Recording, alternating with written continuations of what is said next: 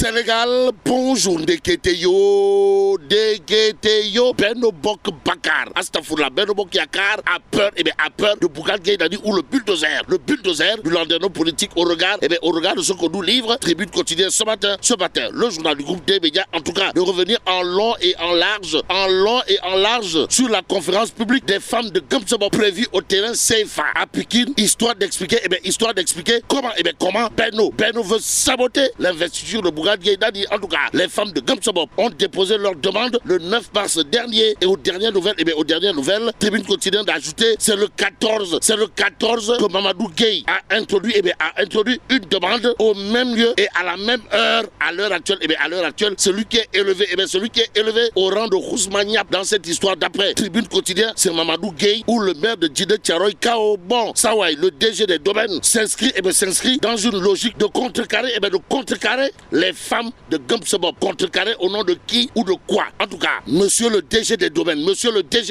Mamadou Gueye doit aussi, voilà ce que semble dire les femmes de Gamsabo dans Tribune quotidienne ce matin, le journal. Et avec Ali Oudao, ex-procureur de la CREI, qui considère à plus d'un titre qu'un procès en diffamation est une affaire banale. Il ne faut pas, alors là, pas du tout, en faire une affaire d'État. Et en l'état, Tribune quotidienne, de révéler à ça une face à face inévitable, c'est-à-dire avec Mambay Nyang, un procès dans la rue, en tout cas, rué dans les brancards.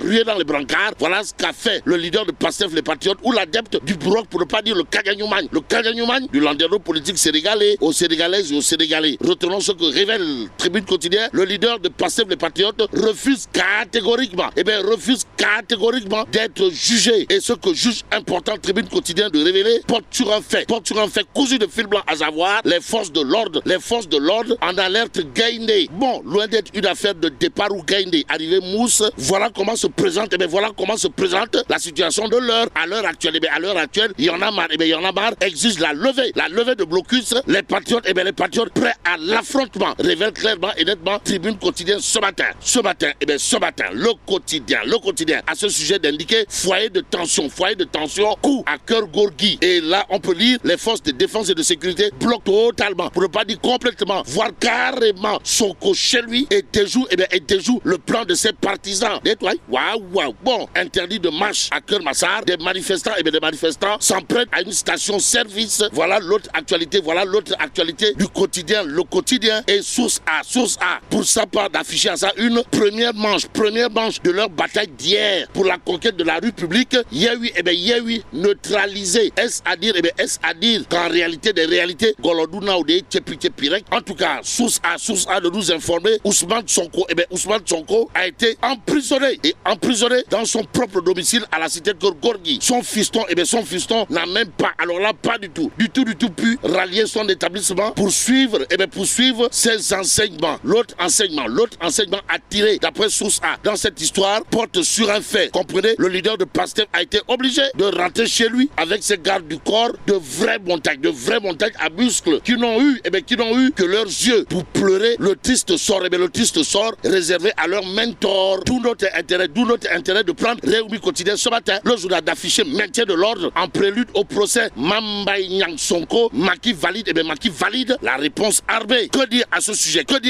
sinon le siège de la BCAO, le port autonome de Dakar, la centrale du Cap des Biches et entre autres lieux stratégiques confiés aux militaires aussi. La gendarmerie hérite de l'axe Dieuppeul-Bourguiba. Renseigne Réumi quotidien, le journal du groupe Promo Consulting d'ajouter Sonko confiné chez lui. Et c'est la cité Keur Gorgui qui a été complètement bunkerisée. Bon, libération, toujours à ce sujet de renseigner, blocus policier et tir de grenades lacrymogènes à la cité Keur Gorgui. Sonko encore isolé dans son domicile au nom de qui ou de quoi. Quoi qu'il en soit, libération de relevé des journalistes gazés. Guy Marius Sagna reçoit un projectile à la jambe, des enjambés. Voilà ce qu'il a lieu de faire d'après Libération, qui ajoute, à côté des marches pacifiques, des échauffourées ont eu lieu dans plusieurs quartiers à Bignona où des blessés ont été enregistrés suite aux affrontements. Des femmes se sont mises toutes nues face aux forces de l'ordre en attendant que tout rentre dans l'ordre. chapitre Libération. Eh bien, Libération de nous informer qu'extrait de prison, puis placé en garde à vue, Sedouba de Copper Express, déféré encore. Bon, déjà inculpé par le juge du deuxième cabinet pour financement d'activités de nature à compromettre la sécurité publique, fraude fiscale et blanchiment de fraude fiscale. Il a été présenté ce mercredi au procureur pour escroquerie en bande organisée. Informe clairement et nettement Libération ce matin. Tribune quotidienne, au chapitre d'une plainte pour diffamation, de nous renseigner que Deketeyo Sawai, monsieur le DG de la SNHLM, comprenez, Aladji Diagne Simbeng, met à nu, met à poil les carences et entre autres attitudes de Samba Boy, voire de Samba Sourabali, du maire de Keur-Massar Nord, Adama Sarr, waouh. À la question de savoir, mais Lou Kheweti, tribune quotidienne de nous informer qu'au moment où le leader de Pastef les Patriotes, ou l'adepte du Bourok, pour ne pas dire le Kadianyouman du Landero politique sénégalais, est coincé dans deux affaires judiciaires. Un de ses fidèles lieutenants et maire de la commune de Keur-Massar Nord est dans de sales draps. Renseigne tribune quotidienne ce matin, le journal du groupe des médias d'ajouter le DG de la SNHLM qui s'est senti diffamé dans une affaire de vente illégale d'espace collectif lui a servi une plainte devant les journalistes hier. Mamadou Diagne Simbeng a tenté de rétablir la vérité avant de brandir sa plainte contre le maire Adama Sarr. Ainsi, il convenait de retenir d'après tribune quotidienne que ça sent le nef et dans le tchaya de monsieur le maire de Keur-Massar Nord. Et pour ne pas perdre le nord, il convenait de prendre une information en appel à la une de Enquête quotidienne ce matin. Le journal parle de procès pour viol sur sa domestique mineure avant de nous renseigner que Boursine Sitor Ndour dénonce une cabale contre lui. Bon, l'ancien directeur du centre des œuvres universitaires de Dakar, Boursine Sitor Ndour, a été jugé hier à la barre de la chambre criminelle du tribunal de Dakar, accusé de viol par sa domestique mineure âgée de 16 ans. Au moment des faits, il plaide non coupable. L'audience qui a commencé aux alentours de 17h a été suspendue jusqu'à lundi pour les plaidoiries. Après 6 heures de débat houleux. Et là, retenons tout simplement et tout bonnement que lundi sera un grand rendez-vous, pour ne pas dire un très grand rendez-vous, pour Maître Baboucar Cissé ou l'avocat attité de Boursine Sitor Ndour qui a la faculté de pendre ses adversaires à la barre par les pieds. Au regard de ce que nous livre Enquête ce matin, l'évidence quotidienne au chapitre du déploiement du Khayundaouni au niveau national de renseigner Maki accule le ministre de la Jeunesse.